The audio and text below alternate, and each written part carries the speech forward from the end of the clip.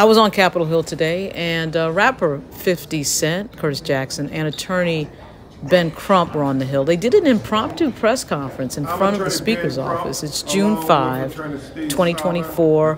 Pretty interesting day. He was on the Hill talking about black businesses and black entrepreneurial issues that entrepreneurs are facing. And he does have a spirits business. 50 Cent has actually been more of a businessman in a lot of ways than he has been a producer or a rapper. So it was very interesting. I did get a question in. What makes the American dream real for all Americans. And even though Mr. Jackson is one of the most successful black entrepreneurs in America, even he still has to face the unique challenges and biases that all minority entrepreneurs face. He has been successful on multiple business fronts, whether it's music, television, investments with vitamin water. He's building studios in Shreveport, Louisiana to create thousands of jobs and create hundreds of millions of dollars into the local community.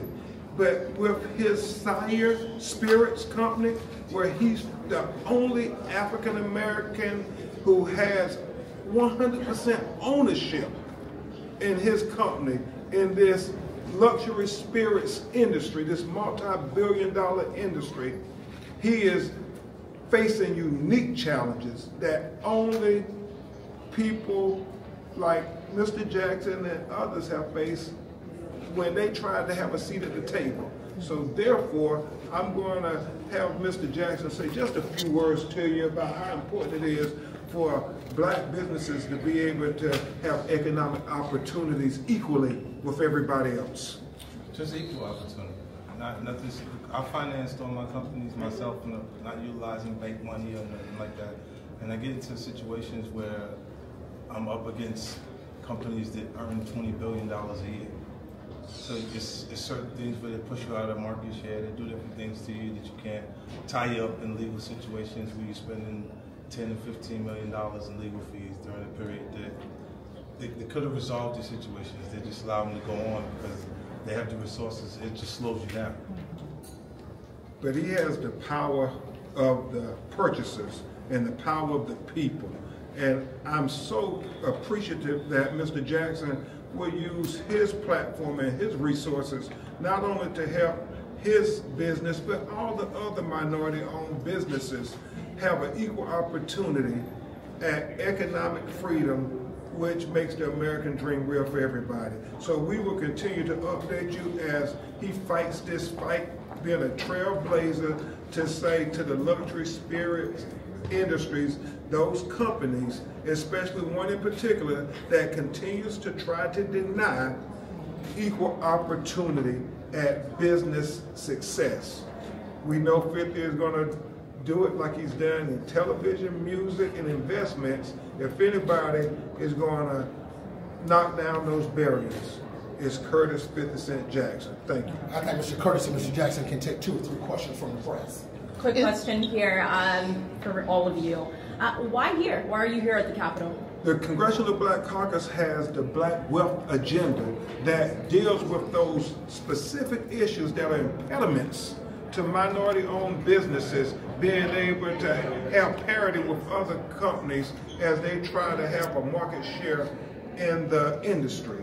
And so Mr. Jackson, with his vision, said, I want to talk to the top people to help us be able to win this battle with these people who continue to try to push us out. And so I'll let Mr. Jackson answer why we're here in Congress, but it's important that we're here. It's aligned with what's going on in your period. You realize that African Americans only represent 2% of business. When you do get to a point where you can compete with business, it's the leverage where you be put downward pressure on your business on your way in. That's all. Ben and Curtis, it's Lauren from Black Press USA. Is there any specific piece of legislation that you have in mind or anything that has been offered already that you can reference on this topic?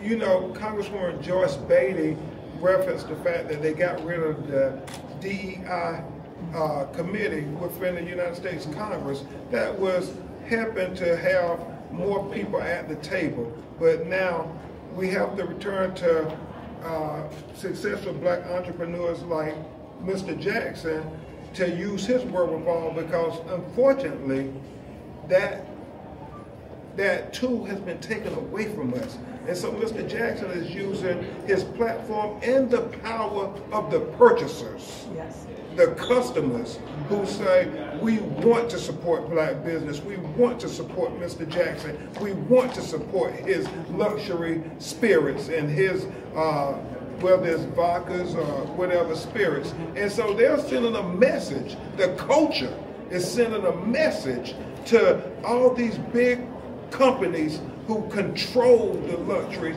spirit market and industry, sending this message that he won't be denied. And when he kicks the door open, all of us coming through that door as business owners, not just consumers.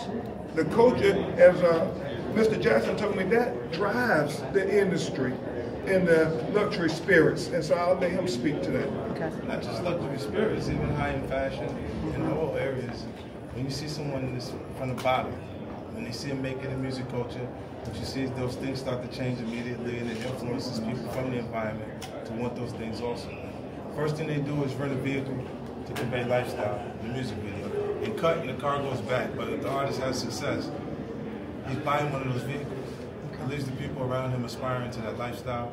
And this is why it's the way it is. Like if you think about the super high-end brands like Hermes, LV, these different companies, that our culture is what makes it cool. They make two versions of it. They make a version with a small logo that really rich people would like, and then they make a version that looked like a picnic cloth. So you can see the brand all over the place, and that's the one that the low-income environment buys to convey that they are making a fashionable statement when they wear those clothes. Thank you. What's your message? What's your message for black entrepreneurs who feel discouraged, who feel as though they don't have an opportunity? What's your message to those? Well, I'll say this and let Mr. Jackson have the final word on this. You know, I said it to him and I mean it. He is the evidence of the American dream is possible. I mean, he started, as he said, from the bottom, and through hard work, perseverance, strategic planning, he was able to be successful on many business fronts.